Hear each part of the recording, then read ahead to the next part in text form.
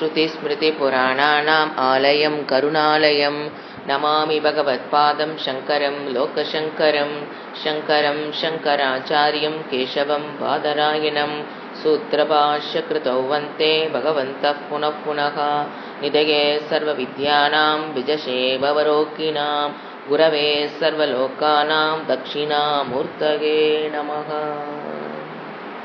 ॐ सहना भवतु सहनौ भुनक्तु सह वीर्यङ्करवावहै तेजस्विनावधीतमस्तु मा विद्विषावहै।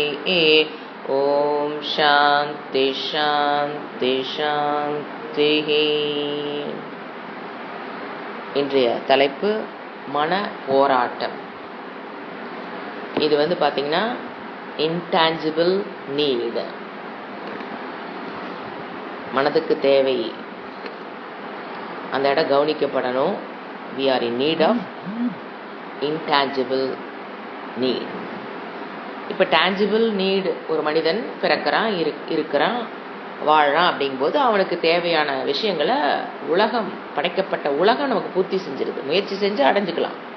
சுயமாக முயற்சி செய்து டேஞ்சிபிள் நீடை நீங்கள் அடைஞ்சுக்கலாம். ஏன்னா இறைவன் அங்கே கொடுத்து வச்சிருக்காரு. முயற்சி மட்டும்தான் தேவை. இது இன்டான்ஜிபிள் நீடில் வரும்.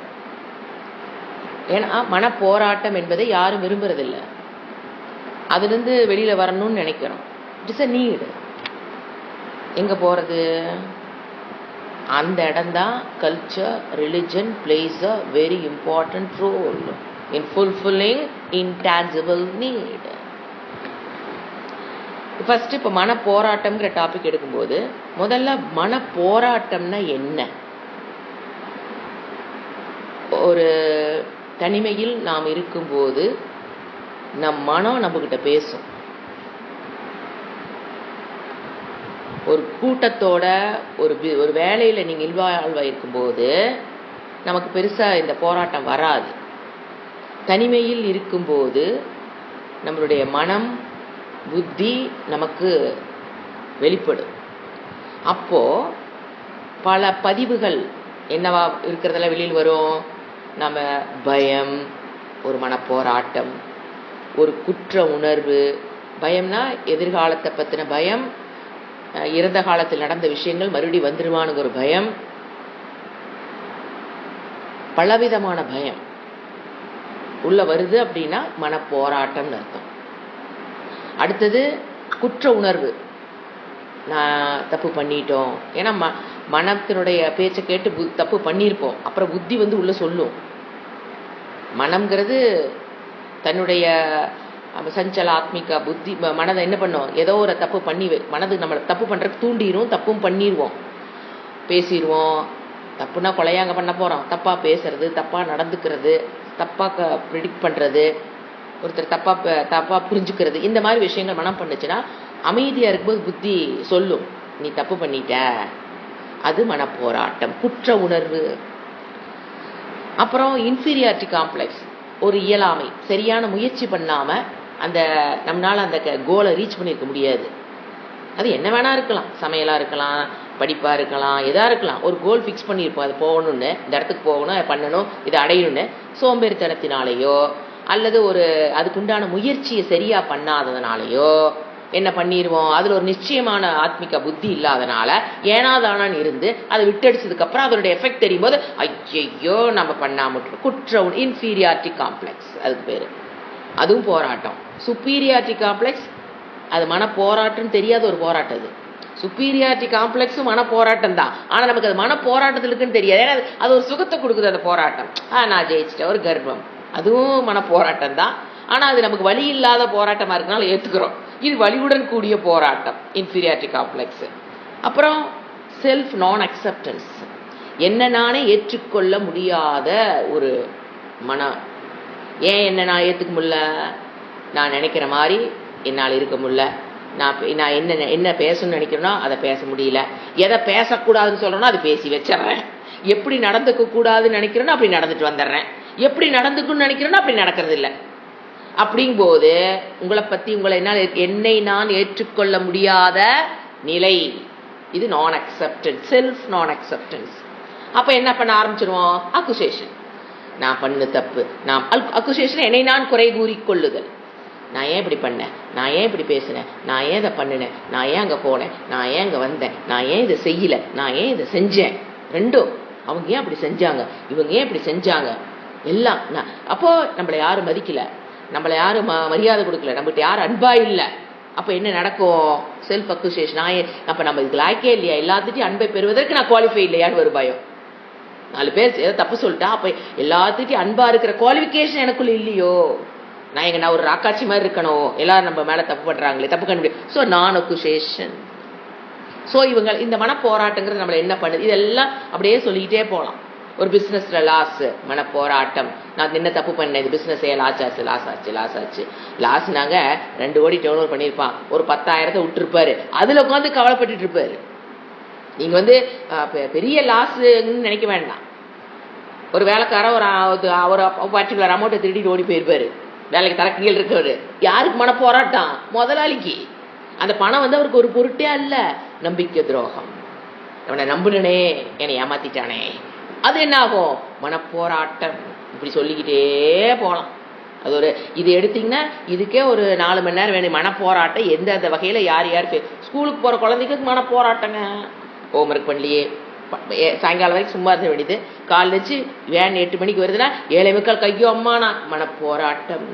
ஏன்? அந்த லேசினஸ் ஏதோ அப்புறம் அதுக்குள்ளே குற்ற உணர்வு வரும். நம்ம இப்படி இருக்கிறோமே, மற்றவங்களாம் முடிச்சுட்டு வராங்களே, எல்லாமே உள்ள இருக்கும். குற்ற உணர்வு, நான் அக்செப்டன்ஸ். அதனாலதான் பாருங்க போர் அடிக்குது. அந்த குழந்தைங்க அந்த சொல்ல வாயில வருது, அப்படி அந்த வேர்டு வருதுனாவே என்ன அர்த்தம்? she or she is not happy with himself or herself. அதுதான் போர் அடிக்குங்கிற வார்த்தையே. அது தனிமையில் விடும்போது, அது தன் மனம் பேசும்போது, புத்தி பேசும்போது, அதனால் அதை ஏற்றுக்கொள்ள முடிவதில்லை. அதோட பண்ண தப்புகளை வெளியில் வருது, ஆனா அதுக்கு என்னன்னு சொல்ல தெரியாது. போர் அடிக்குது, எங்காவது போலாம். இப்ப எங்காவது போனாதான் ஜாலி அப்படின்னா என்ன? இன்டைரக்டா நம்ம என்ன புரிஞ்சுக்கணும்? இப்போ நான் ஜாலியா இல்லை, அதனாலதான் எங்காவது போய் அந்த ஜாலியை தேடுகிறேன். ஜாலிக்காக வெளியில போகணும்னு நினைச்சான். இப்ப தீர்த்தாடனம் போறோம், ஒரு கோயிலுக்கு போறோம், அப்ப அதெல்லாம் நீங்க இங்க கொண்டாடக்கூடாது. அந்த போர் அடிக்கிற விஷயத்திலிருந்து தப்பிக்கிறதுக்காக நான் ஒரு ஃப்ரெண்ட்ஸ்கிட்ட போன் பேசுறேன், அல்லது ஒரு வெளியில போறேன், டூர் போறேன். எதுக்காக? தனிமையில் இருக்க என்னால எனக்கு நானே என்னை நான் மேனேஜ் பண்ண முடியல அப்படிங்கிறவங்களே. அதுதான் நம்ம மனதை நம்மளால தாங்க முடியாது. அது இருக்கிற பதிவுகள் வெளியே வரும்போது இதுதான் என்னது? மனப்போராட்டம். இப்ப இந்த மனப்போராட்டம்ங்கிறது என்னன்னு முதல்ல புரிஞ்சுட்டோம்.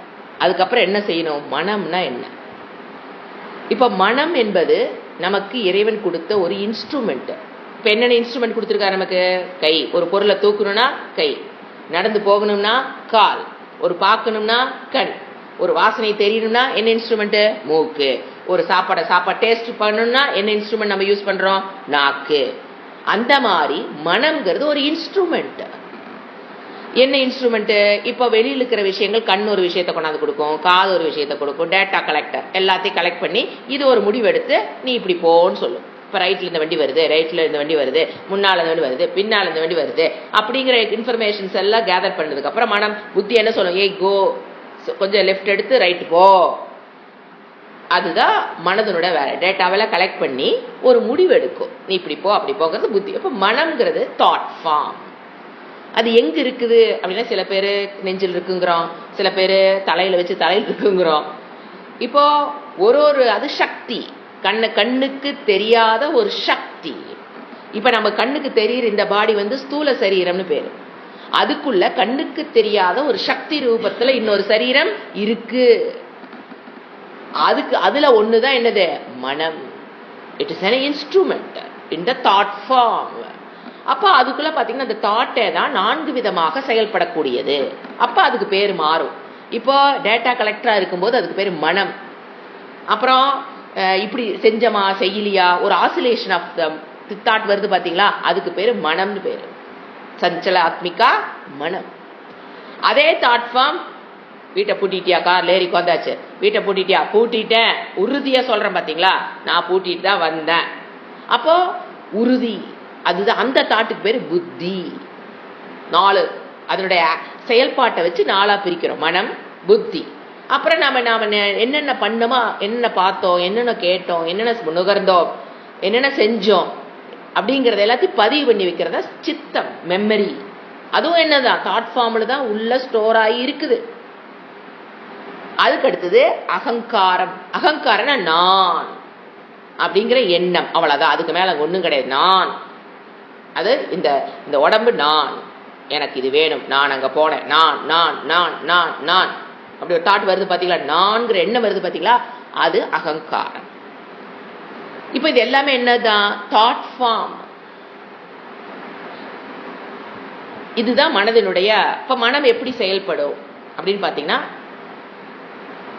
பகவத்கீதையில கிருஷ்ணார்ஜுனன் சொல்லுது, வாயுவை விட வேகமா போகுதே, என்னுடைய மனம் எங்க போகுது, நெக்ஸ்ட் என்ன தாட் வருது, என்ன ஸ்பீட்ல போகுது, எவ்வளவு நேரம் அந்த தாட்ல இருக்கும், திரும்பி எப்ப வரும், அடுத்த தாட் எப்ப வரும், அந்த தாட் எது வரும், எதுவும் தெரியாது. ஃபர்ஸ்ட் தாட் என்னன்னு தெரியாது, அது எங்க போகுதுன்னு தெரியாது, என்ன ஸ்பீட்டுக்கு திரும்பி வருதுன்னு தெரியாது. செகண்ட், அது அடுத்த க்ஷணம் என்ன வந்துடும், செகண்ட் தாட் வருது, அது என்ன வரும்னு எனக்கு தெரியாது, அது எங்க போகுதுன்னு தெரியாது. தேர்ட் தாட்டு சுத்தம் ஒன்னும் தெரியாது. ஒரு தாட்டும் எனக்கு, நம்ம என்ன சொல்றோம், எல்லாம் எனக்கு தெரியும். வெளியில் சொல்லும்போது எப்படி பேசிட்டு தெரியும், அதெல்லாம் எனக்கு தெரியும், இதெல்லாம் எனக்கு தெரியாதா என்ன, ஐ நோ எவ்ரிதிங். சாஸ்திரம் சொல்லுது, ஏய் you don't know what is your second thought. மற்றவங்களுடைய தாட் நீ கண்டுபிடிக்க வேண்டாம், விடு. உன்னுடைய செகண்ட் தாட் என்னன்னு உனக்கு தெரியாத நிலையில் வாழ்வதுதான் என்டையர் மன போராட்டத்துக்கு காரணமே. ஏன்னா அது எங்க போகுதோ, செகண்ட் தாட் எது வருதோ நீ அது பின்னால போற. தேர்ட் தாட் என்ன வருதோ அது பின்னாலதான் நீ யோசனை பண்ற. ஃபோர்த் தாட் என்ன வருதோ அது பின்னாலதானே போற.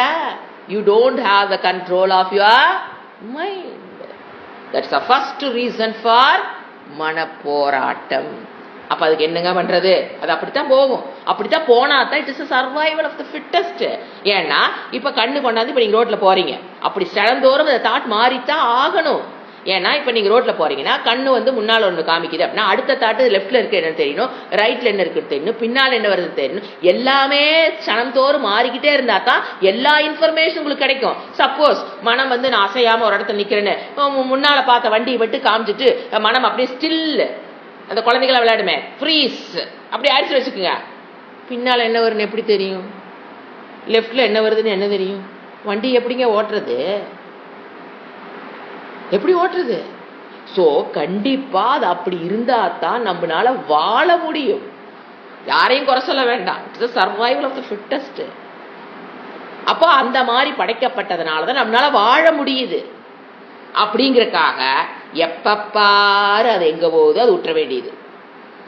நேற்று நடந்த ஈவெண்ட், 10 வருஷத்துக்கு முன்னாடி நடந்த ஈவெண்ட், ஒருத்தர் நம்மளை சொன்னது, நம்மளை காயப்படுத்தினது, புண்படுத்தினது, திருப்பி உட்கார்ந்து இந்த மாடு நல்ல ஸ்பீடா மேய்ஞ்சிட்டு அப்புறம் அசை போடும் பாருங்க, அந்த மாதிரி அசை போடுறதுங்கிறது மனப்போராட்டத்துக்கு அடுத்த காரணம். எதை அசை போடணுமோ, எதை ஞாபகத்துக்கு வச்சுக்கணுமோ அதை மட்டும்தான் அசை போடணும். தேவையில்லாத விஷயங்களே மனமே என்ன சொல்ல தெரியும், நமக்கு நம்ம புத்தி இருக்கு இல்லையா, புத்தி மூலியமா என்ன பண்ண மனம், மனமே என்னத்தை நினைச்சிட்டு இருக்கிற, அது நடந்து முடிஞ்ச விஷயம், இப்ப இருக்கிற பிரசன்ட்டுக்கு வா, இப்ப உன்னால என்ன இருக்கோ அதை பாருன்னு கண்ட்ரோல் பண்றதுல புத்தி நீங்க ஸ்ட்ராங்கா வச்சிருந்தீங்கன்னா மனம் என்ன அப்படியே சுருண்டப்பான்னு சொல்லுவாங்க, பாம்பாட்டா அப்படியே அடங்கி கொந்துக்கும். அது போக்கில் விட்டீங்கன்னா அது எங்க வேணா உங்களை கூட்டிட்டு போகும், பழைய நினைவுகளை கூட்டிட்டு போகுது. அதுல கொஞ்ச நேரம் கவலைப்படுறோம், எதிர்காலத்தை கொஞ்சம் பயத்துக்கு காமிக்குது, அதுக்கு கொஞ்ச நேரம் பயப்படுறோம். இப்படியே என்னாச்சு, போராட்டம் போராட்டம் போராட்டம். இந்த உணர்வை யார் விரும்புறா? யாரும் விரும்புவது இல்லை. வேற வழி இல்லாம நம்ம இதுல போய் மாட்டிக்கிட்டு கஷ்டப்படுறோம். We want to get out of that. That is intangible need. அதை செத்ததுக்கு அப்புறமா இதுக்கு ஒரு நீடை சாட்டிஸ்ஃபை பண்ணிக்கிறது. இந்த மனப்போராட்டத்தை விடுபடுறதுக்கு நவ் இங்கேயே இப்பொழுது அதற்கு ஒரு முடிவை கட்டணும் நினைக்கணும் நம்ம. Is it possible? Yes, it is possible. You don't know the way, that's all. It is possible to get out of மனப்போராட்டம். நம்ம என்ன நினைச்சுக்கிறது, எல்லாத்துக்கும் இருக்குது நமக்கு இருக்குது அவ்வளவுதான். அதுக்கு மேல இதிலிருந்து வெளியில வர்றதுக்கு வழி சொல்லி கொடுப்பதுதான் நம்மளுடைய கலாச்சாரம், ரிலிஜன். புரிஞ்சுங்களாப்பா? இன்டான்ஜிபிள் நீடுங்கிறத முதல்ல தேவைன்னு புரிஞ்சு அதுல இருந்து வெளியில் வர்றதுக்கு உதவுதுதான் நம்மளுடைய ரிலிஜனோ கல்ச்சரோ. எப்ப நீங்க ரிலிஜனையோ கல்ச்சரையோ தூக்கி போட்டீங்களோ உங்களால இதுக்கு சொல்யூஷன் கண்டுபிடிக்க முடியாது. டான்ஜிபிள் நீட நீங்க ஃபுல்ஃபில் பண்ணிக்கலாம். ஏன்னா it is available in front of you in the world. முயற்சி செஞ்சீங்கன்னா போய் பிடிச்சிக்கலாம். Don't compare. This is different. Tangible need is different. Intangible need is different. நீ அதை இந்த உலகத்துக்குள்ள தேடி கண்டு பிடிக்க முடியாது. சுயமாக முயற்சி செய்து நான் இந்த என்னது மனப்போராட்டத்திலிருந்து விடுபடுங்கிற அந்த நீடை ஃபுல்ஃபில் பண்ணி கொள்ள முடியாது சுயமாக. அப்போ we are in need of something. That is religion. That is culture. அர்த்தம் இல்லாம ரிலிஜனும் கல்ச்சரும் நம்மளுக்குள்ள வரல. புரியுதுங்களா? முதல்ல அது தெளிவா புரிஞ்சுக்கணும். சோ இந்த குறையுள்ள மனம், இதுல அந்த குறையுள்ள மனம், மன போராட்டம்னு என்னது? மனம் குறையுள்ள மனம் அப்படின்னு சொல்லுவோம். அந்த மனம் என்ன இருக்குது இப்போ? பலகீனம். இந்த ஒரு நீட் தேவையை பண்ணல. இப்ப சாப்பாடே நீங்க உடம்பு கொடுக்கல, பாடி என்னங்க ஆகும்?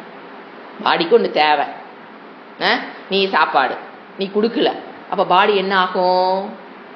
இயலாமை. இயலாமை போனா என்ன வரும்? அதாவது அதோட சக்தி இழக்கும்னு வச்சுக்கலாம். இப்போ பாடிக்கு நீங்க சாப்பாடு கொடுக்கல, பிராணா போகல அப்படின்னா சக்தி இழக்கும். சக்தி இழந்ததுன்னா நோய்வாய்ப்படும். நோய்வாய்ப்பட்டதுன்னா என்ன வரும்? இயலாமை. இதே ப்ராசஸ் தான் மனசுக்கும். உடம்புக்கு நீங்க சாப்பாடு கொடுக்கல, தேவையை நீங்க ஃபுல்ஃபில் பண்ணலீன்னா அது மூச்சு காத்த நீங்க ஃபுல்ஃபில் மூச்சு காத்துக்கிறது we are in need of air. அதை நீங்க ஒரு மணி நேரம் வேண்டாம், அதுக்குள்ள நம்மளுக்கு வேலை முடிச்சு ஹாலில் படுக்க வச்சிருவாங்க. ஒரு மணி நேரம் என்ன, ஒரு 10 நிமிஷம் நீ அந்த நீடை வேண்டான்னு சொல்லுங்க பார்க்கலாம். What will happen to your body? அந்த மாதிரி மனதுக்கு இந்த தேவைகள் ஃபுல்ஃபில் ஆகப்படாத போது என்ன நடக்குது? பிரச்சனை. இப்போ என்ன மனம் ஃபர்ஸ்ட் சக்தியை இழக்கிறது. சக்தி இழந்தோன்ன பலகீனமாகிறது. பலகீனமாயிட்டா என்ன வரும்? நோயுறும். நோயுற்றன என்ன வரும்? மனதுக்கு இயலாமை. அப்ப என்ன ஆகும்? முதல்ல இது அதிகமாக எது? இயலாமையும் நோயுறுதலும் தொடர்ந்து நடந்து கொண்டிருக்கும் போது கடைசி ஸ்டேஜ் என்னது? டாக்டர் சொல்லுவாங்க டிப்ரெஷன்.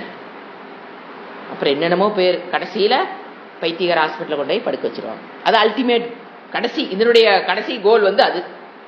மனசு என்ன ஆயிரும்? பைத்தியம் முடிச்சிடும். அதுக்கு முந்தின ஸ்டேஜ் தான் எல்லாம் என்னது? ஏதோ இங்கிலீஷ்ல பேர் சொல்றாங்க, டாக்டர் சொல்றாங்க. அந்த மன போராட்டம் தான் அந்த மனநோய். இப்ப புரியுதுங்களா ஏன் மனநோய்க்கு காரணம்? நீங்க இப்ப அலோபதி டாக்டர்கிட்ட போறீங்க அப்படின்னா அவருக்கு இந்த ரூட் காஸ் கண்டுபிடிக்க முடியாது. அவரால் அதை உங்களை விடுவிக்க முடியாது. அவர் என்ன பண்ணுவாரு? டெம்பரரி ரிலீஃப் ஃபார் தட் மனப்போராட்டம். பெர்மனன்ட் கியூர் யார் தான் பண்ண முடியும்? உங்களுடைய கல்ச்சர், ரிலிஜன் தான் பண்ண முடியும். பெர்மனன்ட் கியூர் இருக்கான்னு கேட்டா இருக்கு, ஆனா அது அவங்களால கொடுக்க முடியாது. அப்ப என்ன பண்றாங்க அவங்க? டெம்பரரியா தூங்கு, நல்லா தூங்குறாசா தூங்கு. மேக்சிமம் தூங்குனா என்ன ஆயிரும்? மனம் கொஞ்சம் ரிலாக்ஸ் பண்ணிக்கும். தூங்கும்போது அட்லீஸ்ட் ரெஸ்ட் எடுக்கும். தூக்கமே வராது. ஏன்னா மனம் போராட்டம் வந்துட்டு தூக்கம் வராதுங்க, பெயின் அதுதான். அப்ப தூங்க வச்சு மனதை கொஞ்சம் அமைதிப்படுத்தும் போது மனம் என்ன ஆகுது? கொஞ்சம் அப்படியே அமைதிப்படும். But that is temporary solution. Psychology படிக்கிறது டாக்டர், அதுக்கு அந்த டாக்டர் படிக்கிறவங்க எல்லாருமே they can give solution but cannot be permanent. ஏன்னா ரூட் காஸ் இங்க இருக்குது பிரச்சனை. எப்படி அவங்களால ட்ரீட்மெண்ட் பண்ண முடியும்? சோ எது தேவை நமக்கு? இந்த மனப்போராட்டத்திலிருந்து விடுபடுவதற்கு we are need some help. அங்கதான் யாரு வர்றா? கல்ச்சர் வர்றாங்க. புரிஞ்சுங்களா?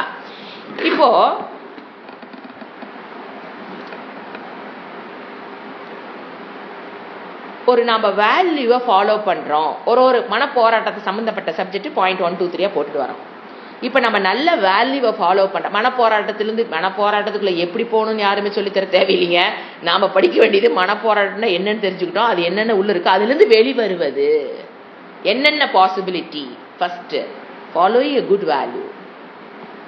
பிரைமரி பெனிஃபிட் என்னன்னு கேட்டீங்கன்னா by following the good values. Ahimsa, ஆர்ஜவம், நேர்மை, இதெல்லாம் நல்ல குணங்களை நீங்க ஃபாலோ பண்ண நம்ம நினைப்போம், இதனால பண்றதுனாலங்க நாம் நேர்மையா பேசுறதுனா 4 பேர்த்துட்டு வாங்கி கட்டுன்னு தாங்க மிச்சம். ஒன்றும் அங்க கிடையாதுங்க. பொய் பேசுறதுனால மிஸ்ஸுட்டு அடி வாங்கிட்டு வந்ததுதான் மிச்சம். உண்மை சொல்லி உண்மை சொல்லி மிஸ்ஸுட்டு அடி வாங்கினதுதான் மிச்சம். பொய் சொல்லியிருந்தேன்னா தப்பிச்சுட்டு அழகா வீட்டுக்கு வந்திருப்பேன். என்ன ரோட்டுக்கு நீ வெயிட் பண்ணிருக்க வேண்டாம். அப்பா நான் பொய் பேசி தப்பிச்சிருந்தேன்னா இந்நேரம் நீ கேட்டு இவ்வளோ நிற்க வேண்டாம், சப்புன்னு வந்து நம்ம வீட்டுக்கு போயிருக்கலாம். நான் உண்மை பேசி அதை மிஸ் 1/2 மணி நேரம் பிடிச்சி வச்சுக்கிச்சுப்பா அப்படிங்கிற மாதிரி இருக்குது. குழந்தைங்க சொல்லுது பார்த்தீங்களா, பொய் பேசியிருந்தேன்னா தப்பிச்சுக்குவேன், உண்மை பேசிதான் மாட்டிக்கிட்டேங்கிறது சைல்டிஷ்னஸ். இதையாவது நம்ம ஆளாலும் குழந்தைறமே தவிர பெருசான என்னதான் முடிவு பண்றோம். ஆனா இந்த பொய் பேசுவது என்பது மனப்போராட்டத்தை தூண்டும் அப்படின்னு அந்த குழந்தைக்கு தெரியாம இருக்கலாம்.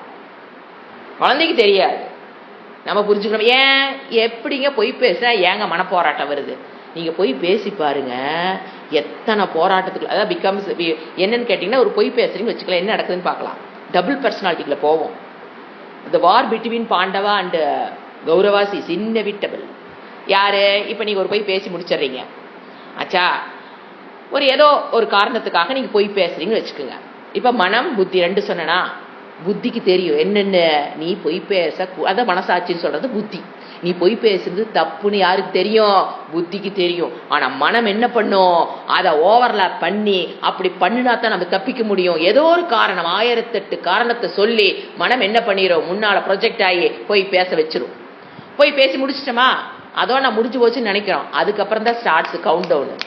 எது போய் பேசி முடிச்சிட்டீங்க, அதுல இருந்து நீங்க தப்பிச்சுக்கிட்டீங்க. வெளி விஷயத்துல நீங்க உங்களோட டான்ஜிபிள் நீட நீங்க பூர்த்தி பண்ணிட்டீங்க. வாட்ட போட்டு இன்டான்ஜிபிள் உள்ள வாங்க, மனசுக்குள்ள வாங்க, அப்பதான் கவுண்ட் டவுன் ஸ்டார்ட் ஆகும். உடனே என்ன பண்ண புத்தி? தப்பு பண்ணிட்ட அது சொல்லிக்கிட்டே இருக்கும். நீ வந்து பொய் பேசுறது தப்பு தப்பு தப்பு தப்புன்னு அப்படியே டென்ஷன் பண்ணி விடும். உடனே மனம் என்ன பண்ணும்? இல்ல இதுக்காகத்தான் சப்போர்ட் பண்ணும். அதாவது நான் இதுக்காகத்தான் சொல்ல சொன்னேன். இது this is the war between Kurukshetra. Your mind will be Kurukshetra. புத்தி வந்து தப்புன்னு சொல்லு பாண்டவாஸ், மனம்ங்கிறது என்னது? கௌரவர்கள். நீங்க பாருங்க, பாண்டவாஸ் 5 பேர், இவங்க எத்தனை பேரு? 100 பேர். அதான் அந்த symbolic representation of that context. உள்ள என்ன ஆயிரும்? குருக்ஷேத்திரம்னு என்னங்க? போர் நடந்த இடம். குருக்ஷேத்திரத்துல போர் நடக்கும்போது எங்காவது அமைதி இருக்குமாங்க? சந்தோஷம் இருக்குமாங்க? எத்தனை உயிர்கள் வெட்டப்படுது, எத்தனை ரத்தம் ஆறாக ஓடுது. அந்த மாதிரி மனம் வந்துடும். ஸோ அதுதான் சொல்றது டபுள் பர்சனாலிட்டின்னு சொல்லுவோம். ஒன்று தப்புன்னு ஒருத்தர் நமக்குள்ளே ஒருத்தர் இருப்பான், அவன் ஒருத்தர் தப்புன்னு சொல்லுவான், ஒருத்தர் சரின்னு சொல்லுவான். அதுதான் பாண்டவ கௌரவ ரெப்ரசன்ட். அப்போ என்ன ஆகுது? மனம் என்ன ஆகும்? அவ்வளவுதான், நிம்மதி சுத்தமா அவுட்டு. ஆனா பொய் பேசி நீங்க அந்த இடத்துல இருந்து தப்பிச்சு வந்திருப்பீங்க. ஆனா மனதுக்குள் இருக்கிற போரை தவிர்க்க முடியாது. சோ இதுதான் என்னது? நற்பண்புகள் பெனிஃபிட். ஃபர்ஸ்ட் பெனிஃபிட் என்னன்னு கேட்டீங்கன்னா, மனம் வந்து அமைதி இருக்கும், குற்றுணர்வுக்கு போகாது, டபுள் பர்சனாலிட்டி வராது. 2வது செகண்டரி என்ன சொல்லலாம் பெனிஃபிட், இதை நற்பண்புகளை ஃபாலோ பண்ண. நான் சொல்றது ஒரே ஒரு நற்பண்புகள் மட்டும் தான் எக்ஸாம்பிள் எடுத்துட்டேன். நீங்க எல்லாத்தையுமே கனெக்ட் பண்ணி நீங்க கொண்டு போகலாம். இப்ப செகண்டரி பெனிஃபிட் என்னன்னு கேட்டீங்கன்னா, ஃபர்ஸ்ட் வந்து மன அமைதி கிடைச்சிடும். அடுத்து 2வது என்னன்னு பாத்தீங்கன்னா, மனம் அமைதி பெறுது அப்படின்னா புத்தி சூப்பரா வேலை செய்யும். இன்டெலிஜென்ட் ஐக்யூல சொல்றேன் பாத்தீங்களா, அதெல்லாம் சூப்பரா கிராஸ்பிங் ஆகட்டும், சஸ்டைனிங் தட் தாரணம், என்ன கத்துக்கிட்டீங்களோ அதை புடிச்சு வைக்கிறதாகட்டும், மெமரி ஆகட்டும், சித்தமெல்லாம் என்ன பண்ணும்? சூப்பரா வேலை செய்யும். எப்ப உங்களுக்கு என்ன வேணுமோ எடுத்து கொடுக்கும். பரிச்சை காலில் என்ன கொஸ்டின் என்ன டக் டக் டக் டக் வந்துட்டே இருக்கும். உங்களோட ஐக்யூ நீங்க சொல்ற ஏரியா எல்லாம் எனக்கு சூப்பரா இருக்கும். எது சொல்லி கொடுத்தாலும் புரியும். You can think well, you can plan well. இது ஸ்கூல் ஸ்டூடெண்ட் மட்டும் தேவையில்லைங்க, வாழ்க்கையில் இருக்கிறவங்களுக்கு அதிகமா தேவை. You can think well and you can plan well, you can take a good decision, you can have a happy life. எப்படி? இது secondary benefit by following good values. இப்போ மனம்ங்கிறது பாத்தீங்கன்னா 2 விதமா செயல்படும். ஒண்ணு வந்து கர்த்தான்னு சொல்லுவோம், இன்னொன்னு கரணம்னு சொல்லுவோம். கர்த்தானா சப்ஜெக்ட், கரணம்னா இன்ஸ்ட்ருமெண்ட். சில சமயம் சப்ஜெக்டாவே அது வேலை செய்யும். நீங்க எப்பெல்லாம் மனம் சப்ஜெக்டா வேலை செய்தோ அது வந்து ப்ராப்ளமேட்டிக் மனம்னு அர்த்தம். எப்ப உங்களுக்கு அது இன்ஸ்ட்ருமெண்டா கரணமா இருக்குதோ வச்சிருக்கிறீங்களோ அது வரைக்கும் அது உங்களுக்கு சேவை செய்கிற உங்களுடைய சேவகன். த பெஸ்ட் சேவகன் இன் திஸ் வேர்ல்ட். ஃபர்ஸ்ட் யாரு நமக்கு? என்னுடைய சேவகன். ஃபர்ஸ்ட் சேவகன் யாரு? என்னுடைய மனம். அப்படி வச்சிருந்தீங்க அப்படின்னா இந்த போராட்டத்திலிருந்து நம்ம என்ன பண்ணிக்கலாம்? விடுபட்டு கொள்ளலாம். இப்ப சப்ஜெக்ட் என்ன? நாங்கிற மனதுக்குள்ள, அந்த மனதுக்குள்ள அந்த நான்கிற அந்த ஐ எம் த சப்ஜெக்ட், மனம்தான் சப்ஜெக்ட் நிலையில் வச்சிருக்கும் போது ப்ராப்ளம் இஸ் இன்எவிட்டபிள். ஸோ என்ன பண்ணணும்? என்ன பண்ணும்? இப்ப பாருங்க, மனம் கரணமா இருந்ததுன்னு வச்சுக்கோங்க, இன்ஸ்ட்ருமெண்டா இருந்துன்னு வச்சுக்கோங்க. இப்ப நீங்க சொல்றீங்க கெட்டா உடனே எந்திரிக்கும் உடம்பு. ஈட் இட், கசப்போ சகப்போ உடம்புக்கு நல்லது, சாப்பிட. அன்னைக்கு ஒருத்தர் சொல்லிட்டு இருந்தாங்க பேசும்போது, ஏய் நீ உடம்புக்கு யாராவது டெட்டால் நல்லதுன்னா கூட குடிச்சிருவியா இருக்குது. அந்த மாதிரி என்ன, ஈட் இட், உடனே குடிச்சிடும். Don't do it. நீங்க சொல்றீங்க, மனம் என்ன பண்ணும்? S your majesty I will not டூன்னு சொல்லுச்சுன்னா மைண்ட் இஸ் யுவர் கண்ட்ரோல்னு அர்த்தம். You should do it. Okay, உடனே என்ன சொல்லணும்? புத்தி சொன்னா மனம் என்ன சொல்லணும்? புத்தி தான் சொல்லும் you should do it. Yes your majesty யார் சொல்லணும்? மனம் சொல்லணும். You should not do it யார் சொல்றது? புத்தி. இது என்ன சொல்லணும்? Yes your majesty. ஏ கெட் அப், எந்திரிக்கணும். சிட் டவுன், உட்கார். கோ தேர், உட்கார். அப்போ உங்களுக்குள்ள ஆடுறா போடுறதாரு புத்தி. அதை கேட்டு அதுக்கு வேலை செய்யறதாரு? அதான் இன்ஸ்ட்ருமெண்ட் மனம்.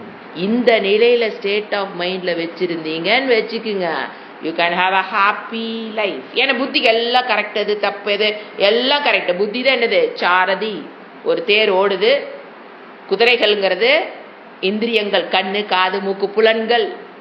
கயிறு தான் என்னது? மனம். அதை உட்கார்ந்த சாரதி, சேரியட் யாரு? புத்தி.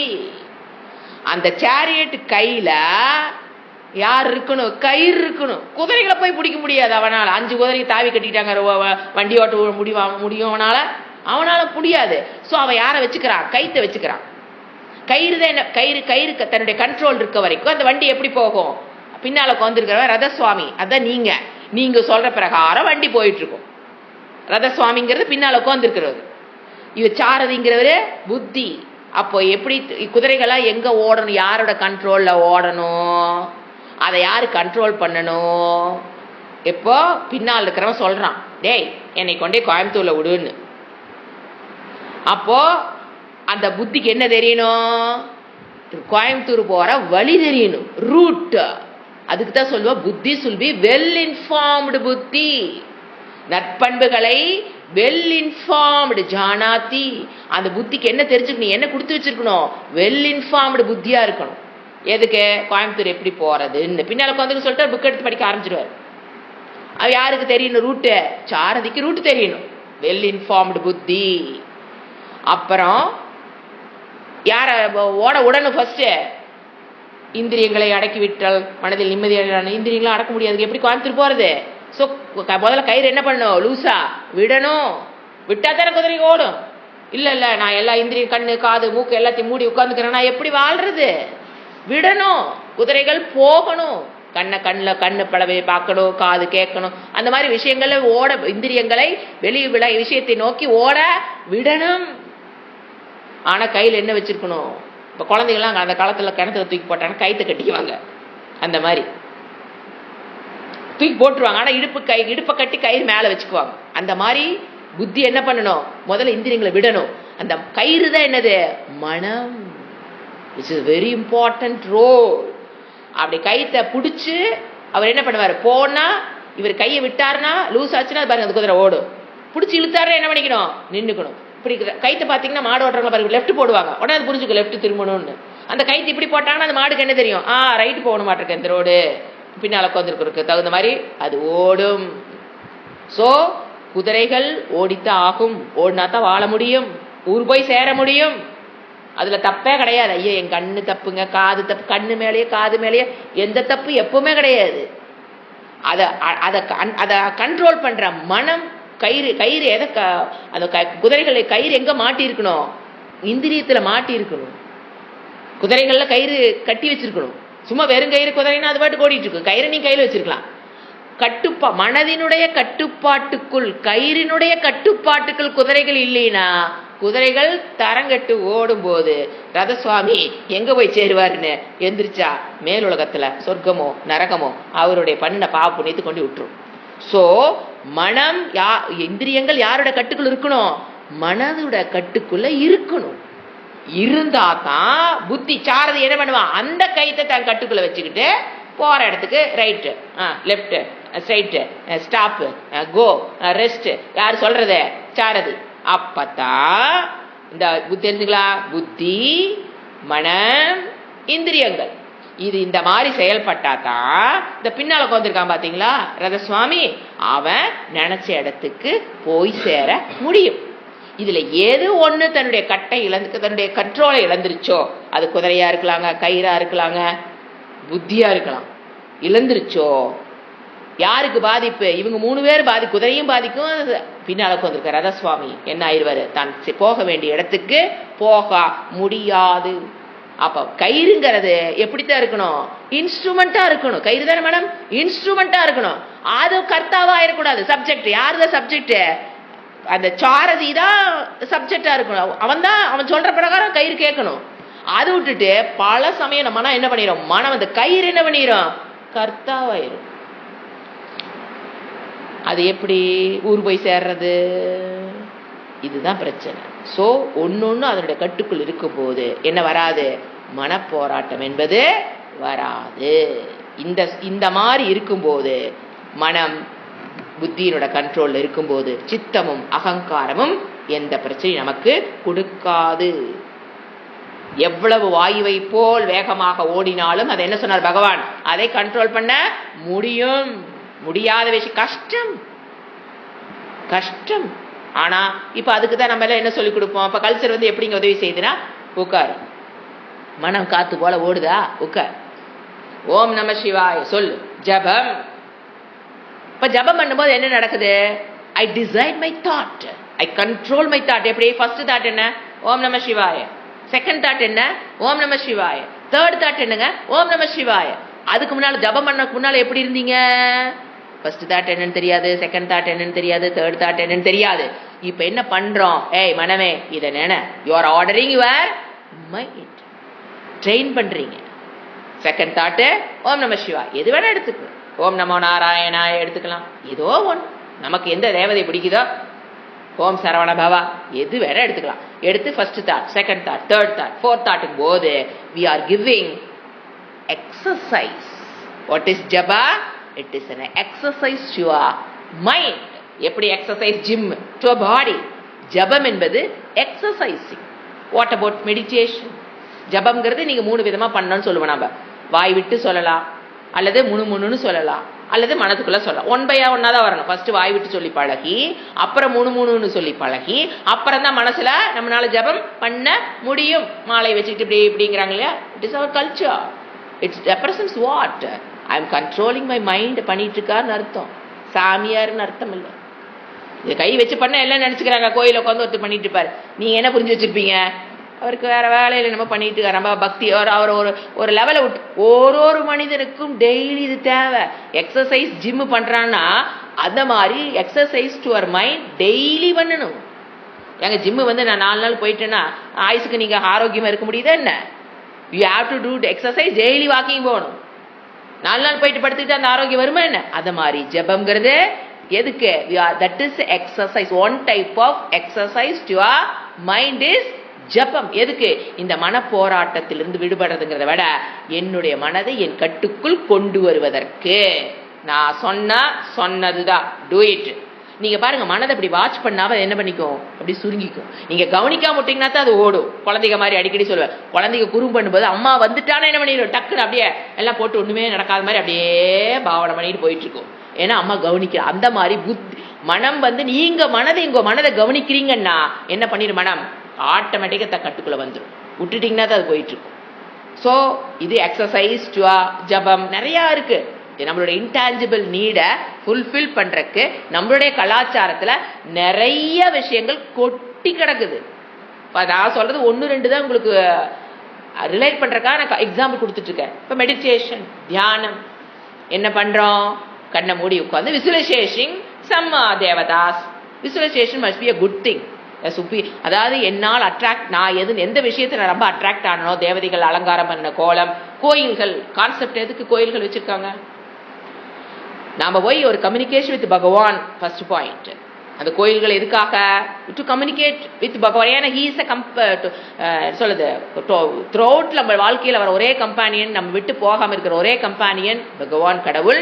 அவரோட ஒரு கம்யூனிகேஷன் போறோம் அப்படிங்கிறது ஃபர்ஸ்ட் நடக்கும். இப்ப நீங்க அதுல பாத்தீங்கன்னா அலங்காரங்கள் பண்றாங்க, அபிஷேகங்கள் பண்றாங்க, அலங்காரங்கள் பண்றாங்க.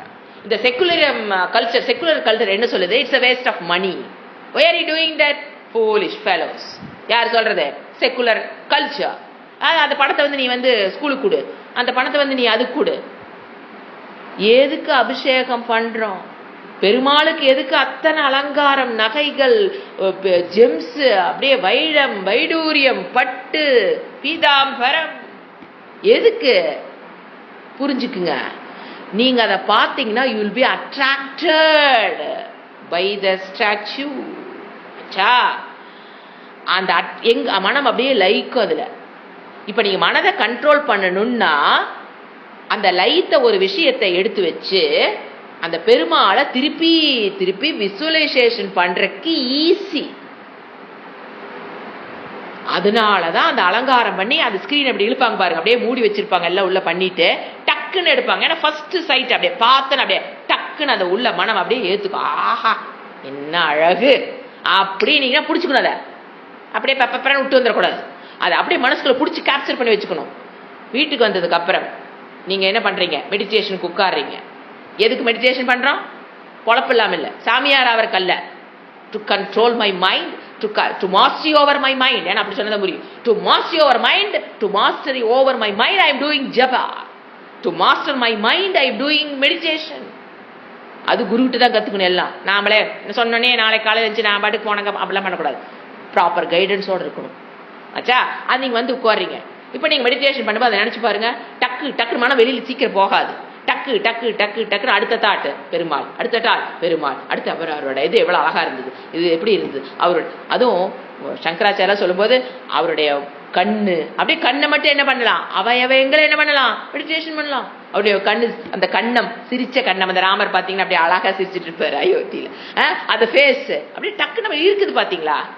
அதை நினைச்சு பாருங்க, மனம் அதுக்காக செய்யறது தான் அதெல்லாம். This is sacred culture. See the difference between secular and sacred culture.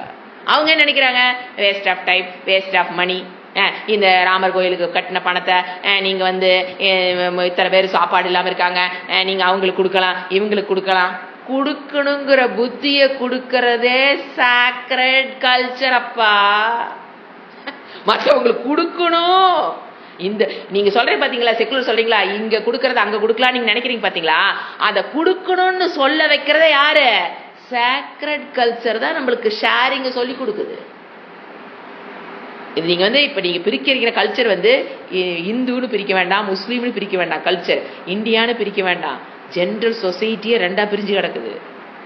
அது நீங்க ஐயரா இருக்கலாம், முதலியாரா இருக்கலாம், உங்களுடைய தமிழ்நாட்டில் இருக்கலாம், பங்களாதேஷ்ல இருக்கலாம், எங்க வேணா இருக்கலாம். பட் டிவைட் ஜென்ரல் சொசைட்டி ரெண்டுல பிரிஞ்சு கிடக்குது.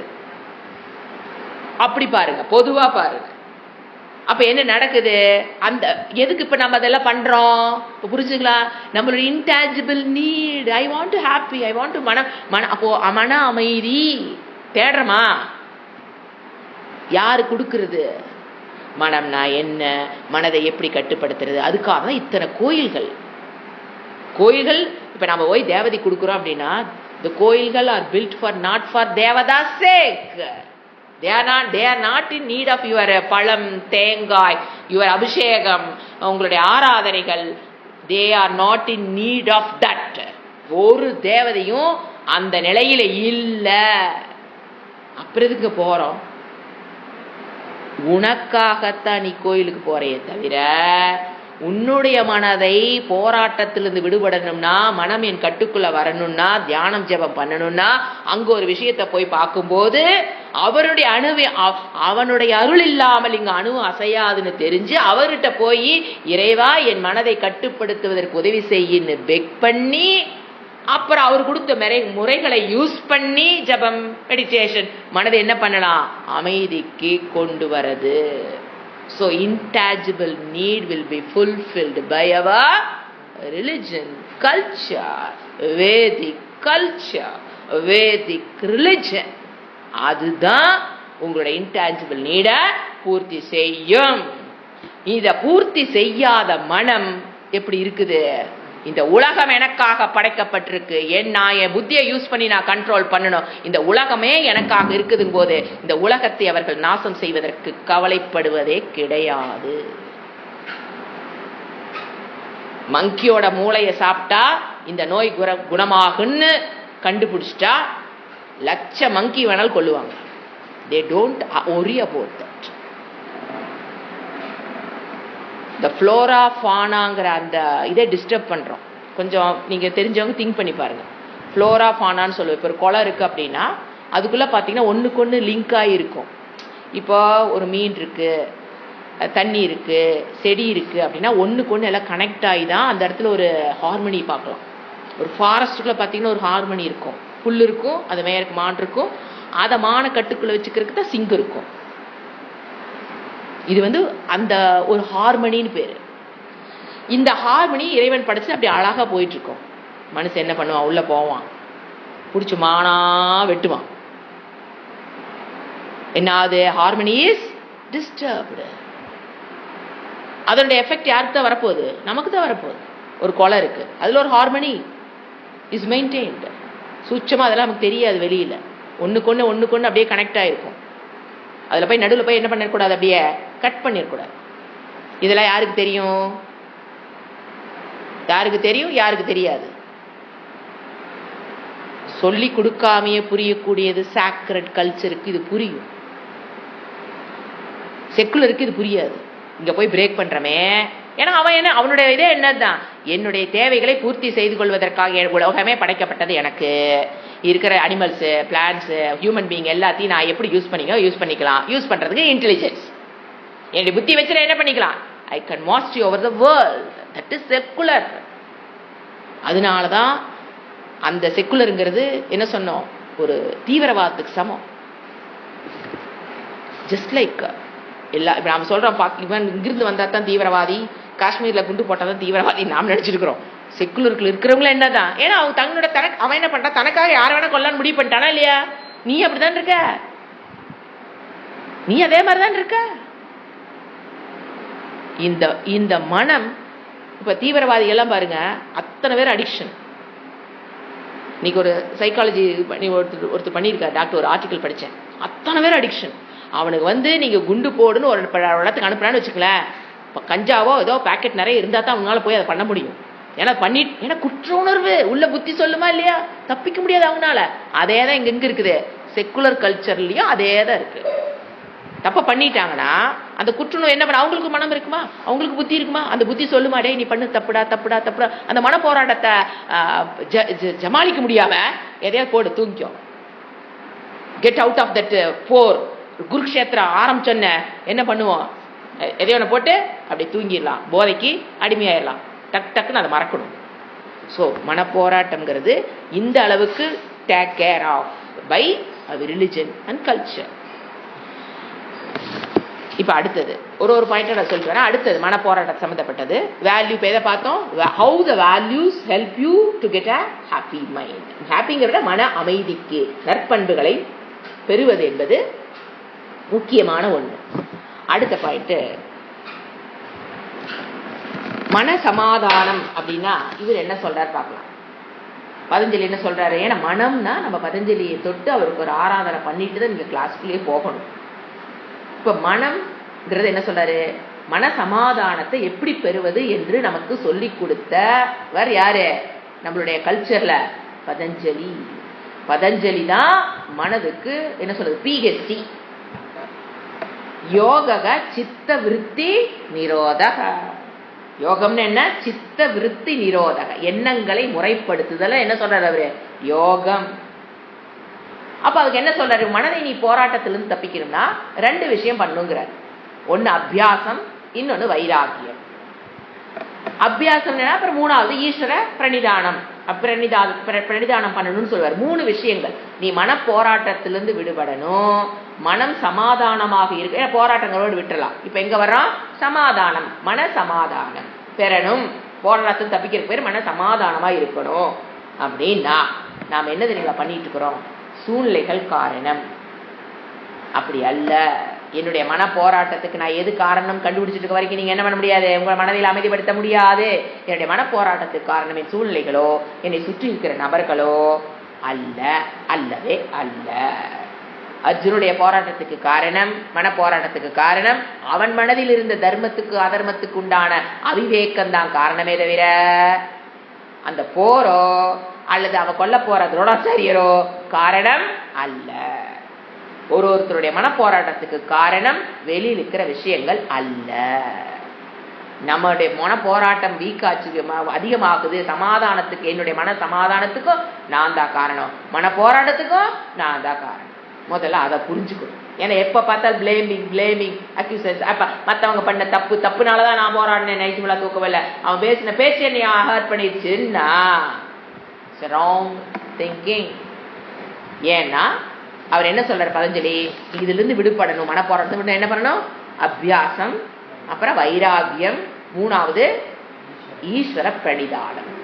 இப்ப அபியாசம்னு என்னன்னா, இப்போ ஜபம் பண்றோம். மனதை ஃபர்ஸ்ட் சொன்ன பார்த்தீங்களா, அபியாசம் திருப்பி, அபியாசங்களுக்கு அர்த்தம் வந்து திருப்பி திருப்பி திருப்பி திருப்பி திருப்பி உயிர் விடுற வரைக்கும், மனம்ங்கிறது ஒரு நான் யூஸ் பண்ற வரைக்கும், மிக்சின்னு யூஸ் பண்ற வரைக்கும் that should be taken care of.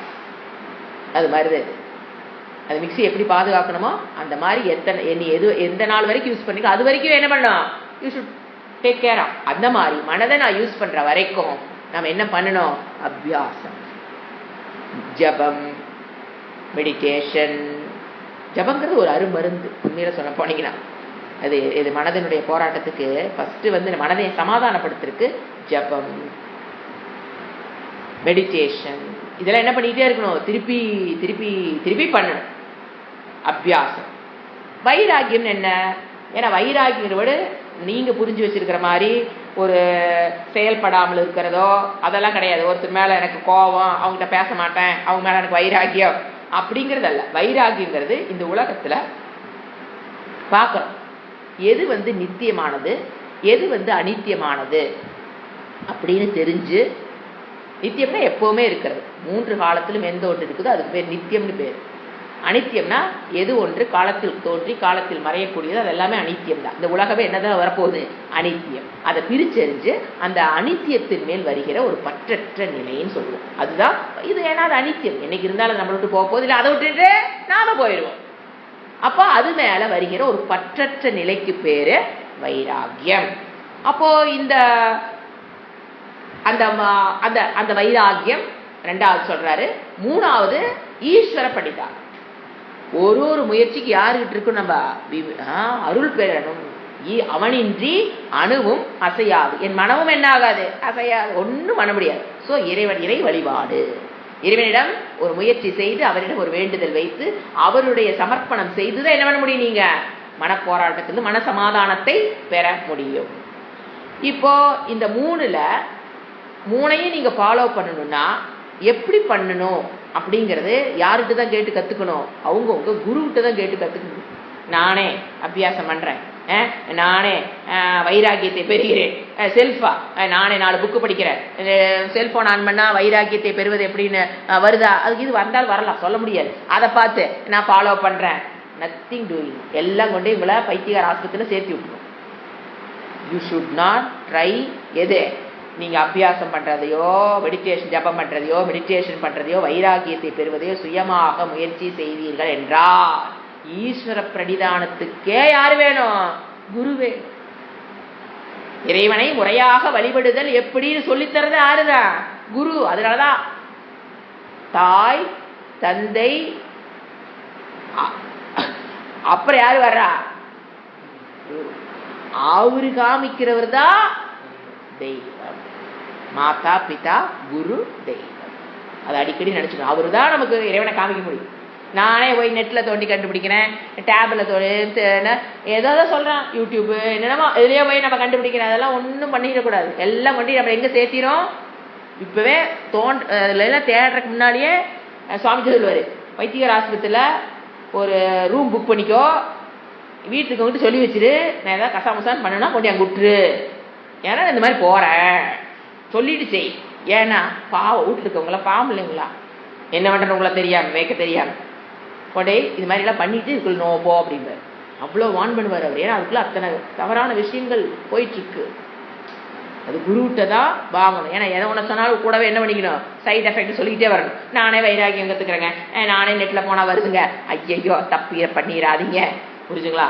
அடுத்தது இந்த மனத்தை பற்றி அடுத்தது இதெல்லாம் பண்ணணும், குருவை நாடி பண்ணணும், அவ்வளோதான். ஏன்னா நீங்கள் உடனே அது பதஞ்சலி கிளாஸ் இப்போ தெரியல எப்படிங்கன்னா, you go to Patanjali class யூடியூப்ல வருது, போங்க ஒரு கிளாஸாக அவரோட சூத்திரங்கள் சொல்லி மீனிங் சொல்லியிருக்கோம். நீங்கள் அங்கே போய் அதான் கற்றுக்க முடியும். இப்போவே சொல்லுங்க, நான் வெறும் வாயில வடை சொல்ல முடியாதுங்க. அதுக்கு ஒரு 39 கிளாஸ் இருக்குது. 39 மணி நேரம் செலவு பண்ணியிருக்கோம். எதுக்கு? பதஞ்சலி என்ன சொன்னாருங்கிறது. அப்ப என்ன பண்ணணும், அதுக்குண்டான ஜெராக்ஸ் வாங்கி ஒரு சூத்திரமா அவர் என்ன சொல்றாருங்கிறத படிக்கணும். எதிலிருந்து? மனப்போராட்டத்திலிருந்து விடுபடுவதற்கு பதஞ்சலி யோக சூத்திரம் படிக்கணும்.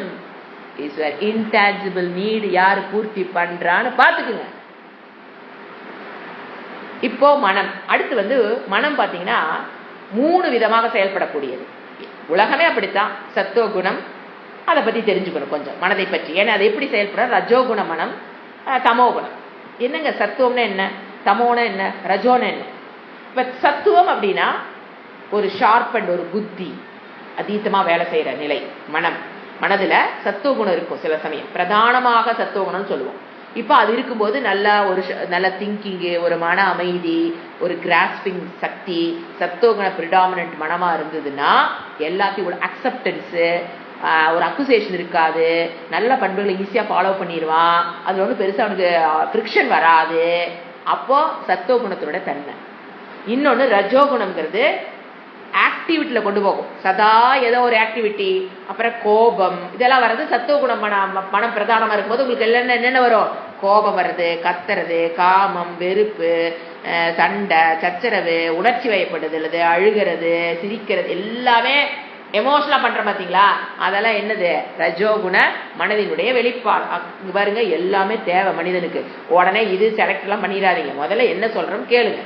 அடுத்தது தமோகுணம். தமோகுணம்னா செயல்படாத இருக்கிற ஒரு சக்தி. அது தமோகுணம் ரொம்ப தேவை. ரஜோ செயல்படுகிற சக்தியோடு இருக்கிற மனம்.